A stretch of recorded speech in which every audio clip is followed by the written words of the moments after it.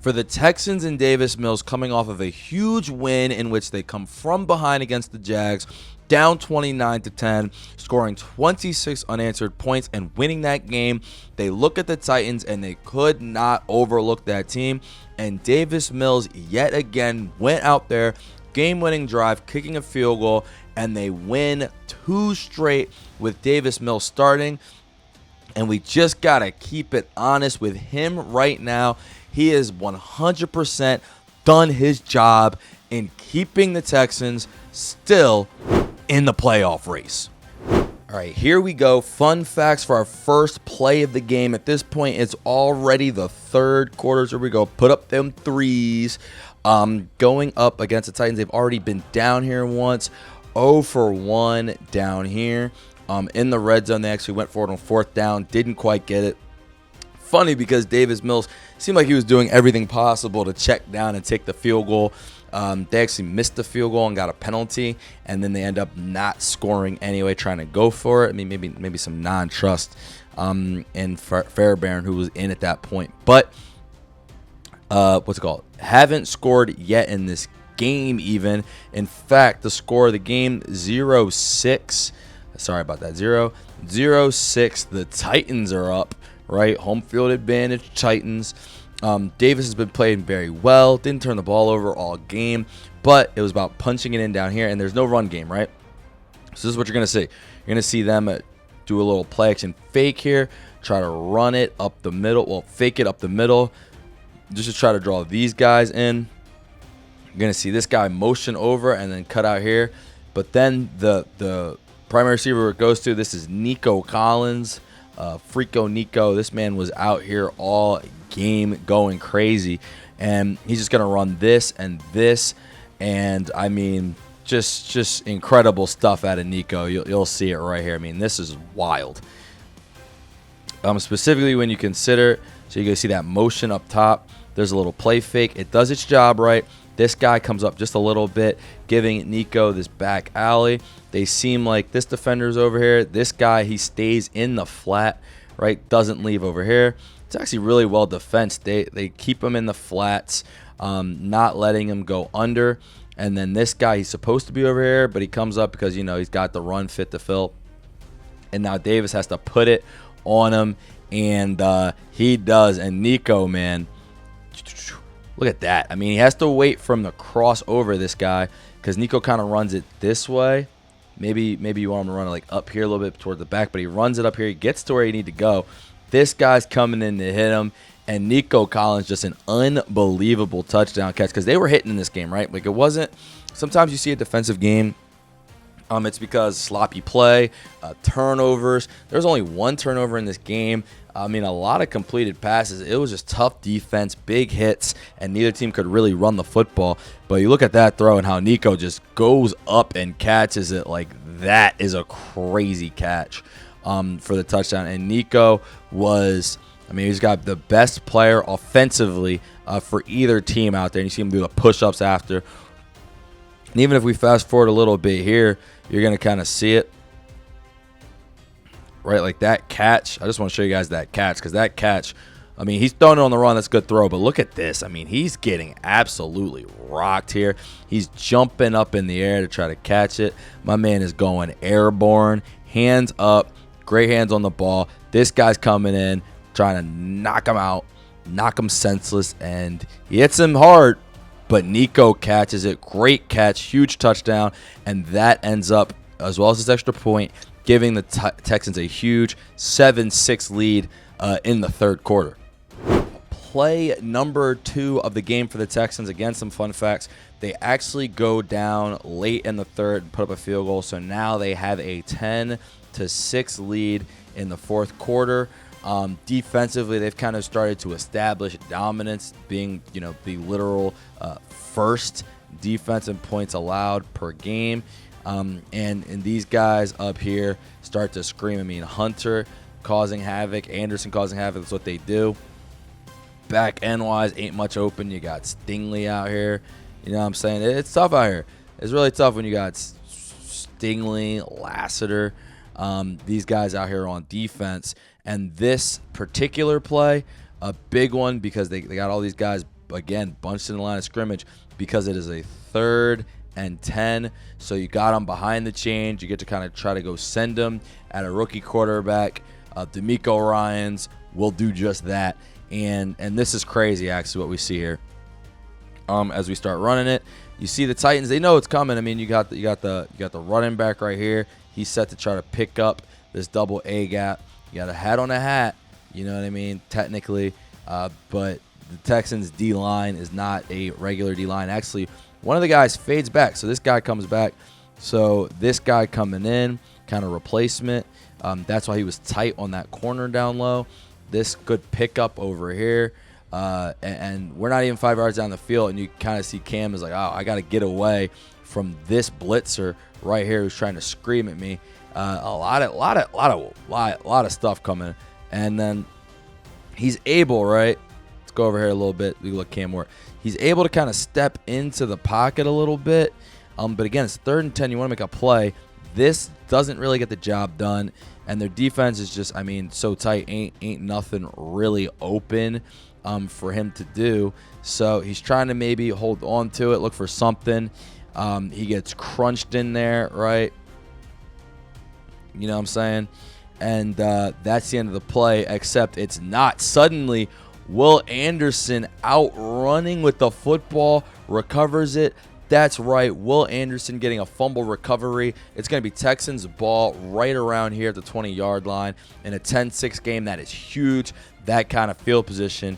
And it's even going to be crazier when you guys see like what exactly happened. But Will Anderson going crazy, deservedly so. As we talked about, this guy up here, he's blocking. Boom, boom, boom. You're right. Like, that's not terrible protection, right? Like, you got some time for sure to try to make a play, but again, with the tough coverage on the back end, not really anything open. You know, at this point, you do want to make something happen, but then he just gets absolutely, I mean, clobbered. Who did that to him? And when you see who did it, man, it all makes sense. Look at this guy, Will Anderson, just pushing the right tackle, coming over with that hand, going for the football, stripping it out, and then recovering it. Like, that is unbelievable. And so I mean, look at that hit, man. And then finding the ball, scooping it, like, that is just an unbelievable play. And it's tough when, I mean, statistically speaking, that's your second best defensive end doing that, causing that kind of havoc. Like, this is why the Texans are the #1 defense in the league. This is why they yet again won this game. Their ability to cause havoc, force turnovers, and really give quarterbacks not much of an opportunity to do anything on offense. However, as we go to play number 3, all that being said, the defense did allow a touchdown. Cam Ward, huge pass, made an incredible play. So now here's a situation. They end up getting a field goal off of that fumble. It's 13-13. This D-line themselves have been screaming, mainly because Jeffrey Simmons back in the lineup, Arden Key screaming on the outside. They are causing a lot of havoc. They had a sack earlier on this drive, so the current situation is actually 3rd and 16. Looking out, and really in a 13-13 game with about a minute left, tough, hard pressed to really go for this. So this is really their last opportunity to go out there and see if they can make a play. And when you look at this play, man, I mean, here you go. It's basically you got 2 guys up here. Everyone's just go. We're still not the marker, right? Like, this is your imaginary marker, but it's just go. They're sprinting now. I got to be honest, I don't know what these guys are doing. You got to get back. You got to get a little bit more depth. Like, these guys up top, they're ready. You see them? You know what I mean? They're out here. They are right where kind of they need to be ahead. These guys kind of slack a little bit, maybe because it's just one guy, but that one guy is Nico Collins. And the safety's just trying not to get bombed, but he is keeping his eye out. He's about a yard away from the first down marker. Right now, here you go. What they run is they run actually a deep out. So the out right behind it, this is your little seam. I mean, it's a perfect route. Again, don't know what he's doing. He's got to get back here, but he didn't.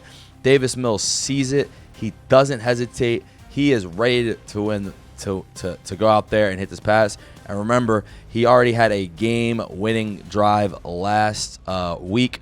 This safety, you see him kind of lose his balance a little bit, fall down, but still, that's not a real open pass. That's a tight window. And this guy tried, right? He tried. He got up. He jumped. He tried to make a play. Couldn't really get there. Nico, this is still tough contest. You got to deal with his hand in the way. You got to deal with this guy hitting you right from behind. And you have to get past these markers. And this is what I mean. Like Nico, Freako Nico, man, he was out here just dominating the whole game. And you still have to, by the way, get your feet in bounds somehow, right? So as we see, you see that cross, and he still got to get his feet in. He manages to do that. An unbelievable catch. 3rd and 17. I do want to show this to you guys from a different angle. Like it's pretty remarkable stuff what Nico Collins was out here doing in this game. He's looking, and this is a good throw from Mills, right? He gives him, throws it up there, gives him a shot by lofting it just over that corner and under the safety. But I mean, hey, look, I keep criticizing the corner. It's a pretty crazy play. Like he was almost right there, but the throw just goes over his hand, drop in the little bucket of Nico Collins. And again, keep an eye. He's got to get both these feet in bounds with this guy running over to hit him. Just an unbelievable play. And just remember, one more time, this is 3rd and 16. This isn't just a play. This is, they needed to get 16 yards. They go out there, they execute.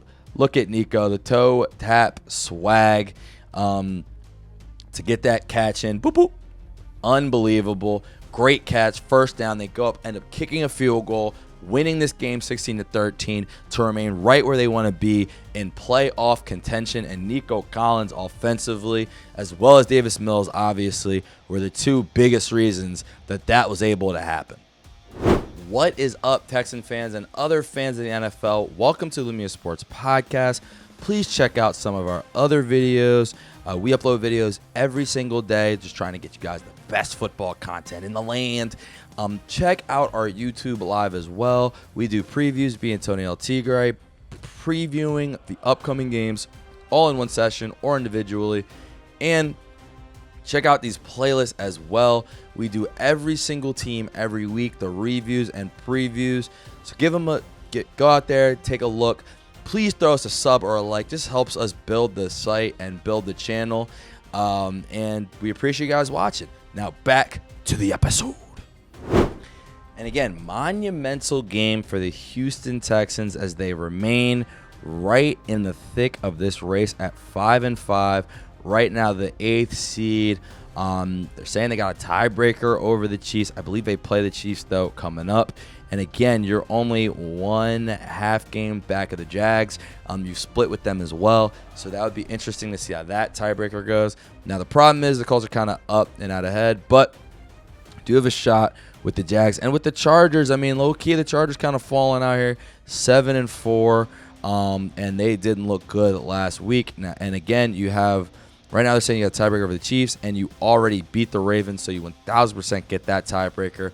So huge stuff right now for the Texans as they remain in the playoff race, and that's why that win was so big for them. The last two, really, because it could have already, to me, been over, but instead, and I still think in the division, I mean, that I don't think you're going to be able to overcome at 8-2, specifically with the schedule that they have, and we're going to take a look at that in a second. But I do think this is what you're trying to do. Like, you're trying to be over the Jags. That is your biggest goal. Same amount of conference wins as them.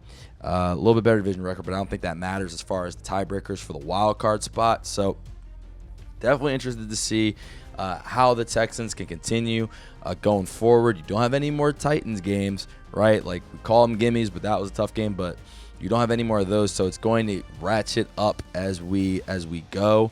And specifically with this week, the case being C.J. Stroud still in concussion protocol. It is going to be Mills, and let's see how we've gotten to this point. Struggling those first 3 games of the season, losing to the Rams, Tampa Bay, and Jags. Again, none of them by themselves bad losses, but you would have wanted to come out with one of your first 3. Now, they do bounce back against Tennessee and Baltimore, get a little bye week in there. Again, lost to Seattle, not the worst thing in the world. These are tough teams. They lose to Denver without their starting quarterback, or without the quarterback that they knew was going to play. You beat San Fran. You come back, beat the Jags. Now, the Titans, again, not very good. But this schedule for the Texans has been deadly. This is what happens when you continue to win the division year in and year out. You're going to get a tougher schedule, and down the stretch, good Lord. You've gotten to this point, and that's great. Now you get the Bills Thursday Night Football. You get the Colts in 2 divisional matchups twice. That's an 8-2 team. And you get the Chiefs, right? So, and the Chargers. So it's really all in front of you, though. You get to play the Chargers. That could be a tiebreaker game. You can climb into the division with these games against the Colts. The Buffalo game is going to be a tough one. But hey, look, those are really 3 teams that you're competing with for the wild card spot. So even though those are tough games, hey, look, you do have the opportunity to control your own destiny. I would assume Stroud comes back week 13. So to me, even if you lose to the Bills, not completely over because you got those 2 wins that you needed to get. And yeah, hey, look, with the Texans, man, they have fought to get to this point. They have the number 1 defense in the league, and I can't wait to see how they do throughout the remaining part of this schedule. All right, guys, you know what time it is. Comment of the week. We scour our comments on the previous Texans review and preview, trying to see what the best comment is. And Texans fans aren't saying much to me, man. Get in there. Give us a comment, and we will shout you out on the next video. Davis Mills came in here, and I think to put it simply, because I remember C.J. Stroud got hurt, right, at 3-5 in that Denver game, and losing to Denver, everyone loses to Denver. The Chiefs just lost to Denver, right? So nothing wrong with losing to Denver, but I didn't think the season was over because Davis Mills, I was familiar with your game. I remember him playing a couple years ago and putting up some great numbers for a stretch. I think it was actually right before they got CJ Stroud, and they wondered if Mills could be their quarterback. To be able to keep a guy like that, stash him, keep him as your backup, not only just in the system, but again, just not letting him go to other teams. They paid him. He's proven to be worth every penny because he's very, very viable. And you wonder if other teams are going to give him a look. Because we just got to be honest here. What Mills has done these last 2 games is he's outplayed 2 starters in the division. Now, you can say, Cam Ward's a rookie. He struggled this year. Fine. Cam Ward wasn't terrible in this game. He's been getting better. But Mills outplayed him, and he outplayed Trevor Lawrence. And those games, again, they needed to win those games, regardless of who was quarterback, for them to have any shot. Because, again, you look at the schedule, Colts twice, Chiefs, Chargers, Bills. Like, these are tough games. You're just hoping you can kind of somewhat split and just win the right games that get you those tiebreakers. But that was, like if you lose to the Jags twice, you have no chance on that tiebreaker with them. And this game, you lose to the Titans, I think you're just done. I think you're cooked at 4-6. It's just too many tough teams. Davis Mills did a great job just running the game plan. I actually think, he went down the field on the first drive of the game. They just didn't kick a field goal that they probably should have kicked. Well, they tried to kick it, and they missed it, and they got a flag. Then they tried to go for it, and that didn't work. But all game, he was dotting. He was finding Nico Collins, again, 92 yards, but it wasn't just him. Hutchinson with big plays. And to me, the biggest part of all of this is the fact that they had no running game. Like, they were trying to run on the Titans, but it's tough. I think he just got back. He had to have, because I watched all the games, and Jeffrey Simmons wasn't there a couple weeks ago, but now he's there. Jeffrey Simmons definitely takes their defense from awful to pretty good. Just what he does disrupts the passing game and the running game. So they tried to run it 23 times, only end up with 75 rushing yards. Just not able to get anything going. But he just continued to run the game plan, hit the checkdowns, and then late in the game in the clutch, we just showed it. You saw it, 3rd and 16, hitting a big play to get him in field goal range. They needed that, because Cam Ward did just drive down the field, and there's no guarantee that they were going to stop him on the next drive. So extremely impressive stuff out of Mills. Now, unfortunately, CJ Stroud's still not back for this game against the Bills. in concussion protocol. You would expect him to be back before next week. But Mills, they're going to need him to try to dig deep and get one more, monumental win against the Bills. And it's going to be tough because the Bills' weakness is their run defense, and the Texans can't run the ball. So we'll see how that plays out. But one thing that the Texans do – oh, another thing I should mention too – the offensive line this game getting shredded. They not only could they not run the ball, but the Titans had 4 sacks on them, like we talked about. Jeffrey Simmons, that dude, one of the best D tackles in the league. Like, I'd take him probably behind Jalen Carter, and I'm trying to think who I've seen. I don't know. He's that dominant in there just with his ability to stop the run and just make this defense that we've seen can get shredded into viable. Right, like into a viable unit, and you saw the pressure on Mills in the game, and I don't think, offensive line, we kind of know what it is. That's not getting any better, but for him to do that under that pressure, huge. Defensively, what we do know is they are the best defense consistently. They have been the best defense in the league. This game, another example. They just didn't let them do anything running the ball.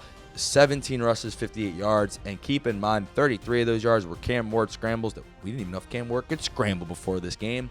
So if you take out Cam Ward scrambling, what you have is, do the math for you, 13 rushes, 25 yards on just pure running back handoffs. That's absurd. And again, like we talked about, the ability to force a fumble, to create turnovers, that was huge. And just the defense has just been locked down all year. Actually, Stingley actually dropped an interception, a rare thing for him.